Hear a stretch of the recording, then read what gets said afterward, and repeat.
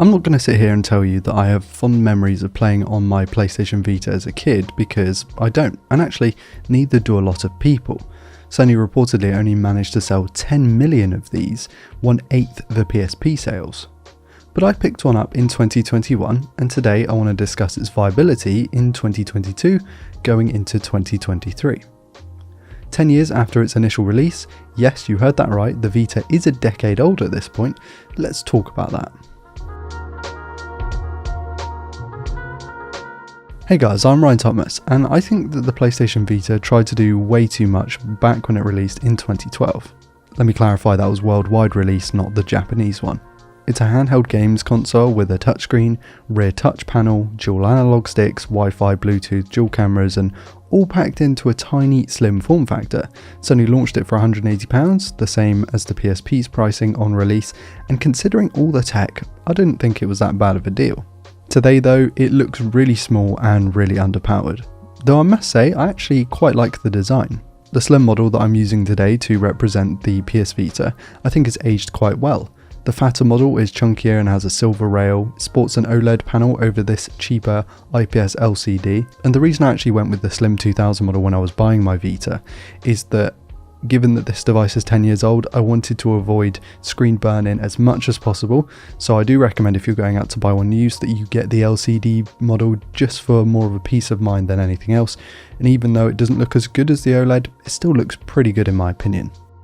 It is a 960 by 544 60Hz affair that gets relatively bright and responds pretty well, but is handily outclassed by even a mid-range smartphone these days. At 5 inches, the Vita screen is dwarfed by pretty much everything else on the market, though I will say it does aid in its pocketability, and this is a true handheld portable, not the same kind of thing you can say for the Steam Deck, review coming soon by the way. On eBay you can buy Vitas for around £150 used. That's going to get you one in good condition but not exceptional. You're going to be paying sort of £200-300 for one of those. However, it's going to get you one that's fully working, no big scratches or chunks taken out of it. Although my one, which was about £120 last year, came with these scratches on the back. It was actually really hard to find a slim model, and there were lots of OLEDs on the market. The Vita feels more comfortable in my hands than the PSP, I have to say that, and I'm sure that's due to the larger footprint, but I also think the buttons and sticks just feel substantially better too. They're more tactile, they kind of elevate the experience in a way, and this console was pretty much made for its interactivity. The fact that you have the touch panel on the back, you have the touchscreen on the front, you have such good controls. It wasn't necessarily about the performance or about the design, but I would say more the ergonomics and actually the experience of using it. The speakers are decent, surprisingly so actually. They are a decade old of course, but they exceeded my expectations, and you can of course use your own headphones or earphones via the trusty 3.5mm port on the top.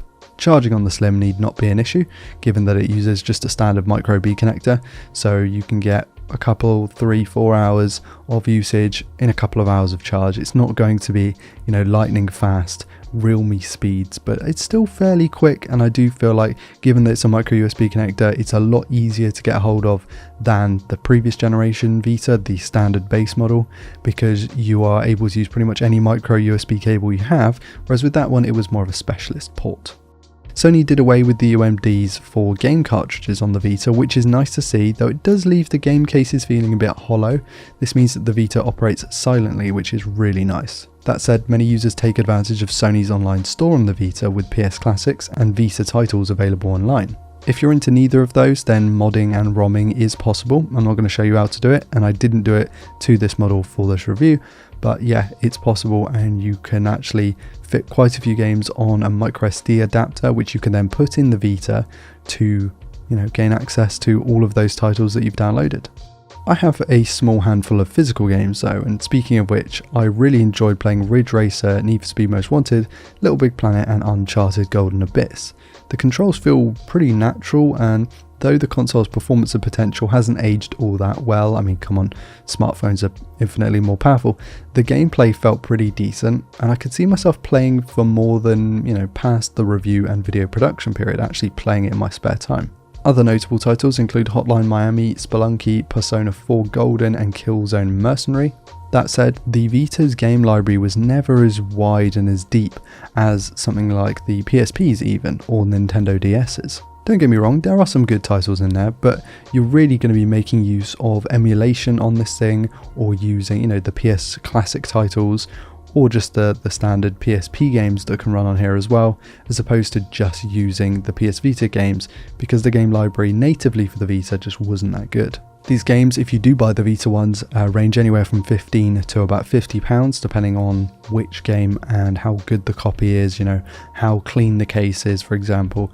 I think that's not a bad deal, but at the same time, when you consider the PS Vita isn't particularly powerful or capable, you kind of run into an issue where you probably end up buying 5 or 6 games, which, don't get me wrong, you'll get through and you'll really enjoy, but you're not going to be building a huge library of Vita games unless you're literally building the library for the sake of building a library, because not all of those games are going to be worth it in my opinion, and some of them are just plain bad. The software though, I must say, hasn't aged too well. I mean, it looks bubbly and toy-like in its design. I found that both in and out of games, that the interface relies really way too much on the touchscreen.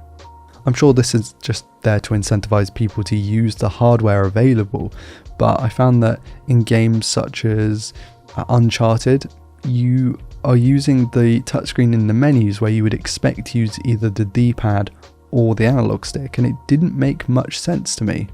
I get it, there's a touchscreen, let's use it, it's great, but please give me the option to use the analogs and the D-pad as well.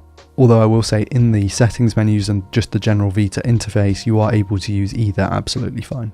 Sony actually pulled access to the store on this and the PS3, or was planning to at least, but quickly backpedaled after facing backlash upon first announcement.